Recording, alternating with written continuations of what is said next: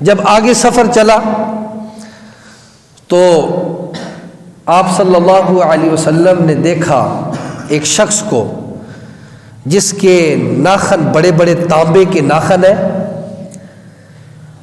اور اپنے چہرے کو اپنے سینے کو چھیل رہا ہے. لوہے کے ناخن ہے اور کیا کر رہا ہے؟ چہرے کو اور سینے کو چھیل رہا ہے. آپ صلی اللہ علیہ وسلم نے پوچھا جبرائیل علیہ السلام سے، جبرائیل یہ کون ہے؟ فرمایا اللہ کے رسول صلی اللہ علیہ وسلم یہ وہ شخص ہے جو مسلمانوں کی غیبت کرتا تھا. کیا کرتا تھا؟ مسلمانوں کی برائی بیان کرتا تھا، مسلمانوں کی غیبت کرتا تھا. جیسے آج کل کی ہماری مجالس ہو چکی، کسی مجلس کے اندر غیبت نہ ہو تو ہمیں گپ شپ کا مزہ ہی نہیں آتا. کبھی کسی کی غیبت کر رہے ہیں، کبھی کس کی غیبت کر رہے ہیں، کبھی کس کو برا بھلا کہہ رہے ہیں، کبھی کس کو برا بھلا کہہ رہے ہیں. حضور پاک صلی اللہ علیہ وسلم نے ارشاد فرمایا الغیبت اشد من الزنا. غیبت جو ہے، بات توجہ سے سنیے گا، یہ آج ہمیں اس کا چسکا پڑ چکا ہے، چاہے کوئی نیک ہے چاہے کوئی بد ہے. ایسا شیطان نے چسکا ڈالا کہ ہماری کوئی مجلس ایسی خالی نہیں ہے جس میں ہم نے کسی کو برا بھلا نہ کہا. اور حضور فرما رہے ہیں غیبت زنا سے بڑا گناہ ہے، زنا سے بڑا گناہ ہے. صحابہ نے عرض کی اللہ کے رسول صلی اللہ علیہ وسلم زنا سے بڑا گناہ؟ زنا کرنے والا بتوں کی پوجا کرنے والے کی طرح ہے، اور یہ غیبت زنا سے بھی بڑا گناہ. آپ صلی اللہ علیہ وسلم نے ارشاد فرمایا جی ہاں، زنا سے بھی بڑا گناہ اس وجہ سے ہے کہ زنا کی اللہ کی ہاں توبہ ہے، غیبت کی اللہ کی ہاں توبہ نہیں ہے.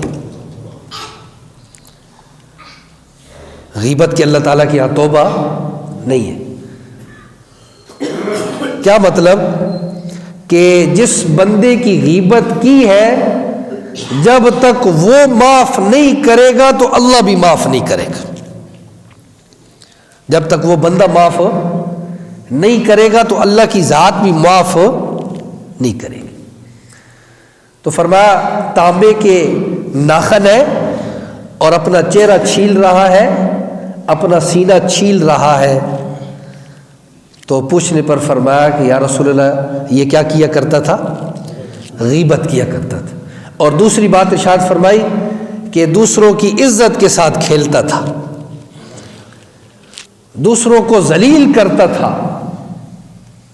یہ بھی بہت بڑا گناہ ہے، کسی کی عزت کے ساتھ کھیلنا اور کسی کی عزت کو خراب کرنا کہ وہ بیچارہ گھر سے نکلنے کے بھی قابل نہیں رہتا.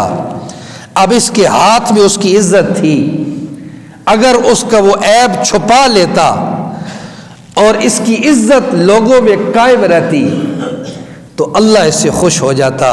اس نے اس کی عزت کے ساتھ کھیلا اور اس کو ذلیل کیا. فرمایا آج اپنا ہی چہرہ اور اپنا ہی سینہ تانبے کے ناخنوں کے ساتھ چھیل رہا ہے. اللہ تعالی ہمیں ہماری اس گناہ سے حفاظت فرمائے. ہمیں سوچنا چاہیے کہ ہم کہیں اس گناہ میں مبتلا تو نہیں ہے. بعض لوگوں کو چسکا پڑ جاتا ہے ایک دوسرے کی برائی بیان کرنے کا. سامنے آ رہا ہوتا ہے وہ بندہ، یہ چپکے سے ایک دوسرے کے ساتھ مل کر اس کی برائی بیان کر رہے ہوتے ہیں. اور اس کے یہ جو غیبت کرنے والا ہوتا ہے اس کی مقبول نیکیاں جس کی غیبت کر رہا ہوتا ہے اس کے نام اعمال میں چلی جاتی.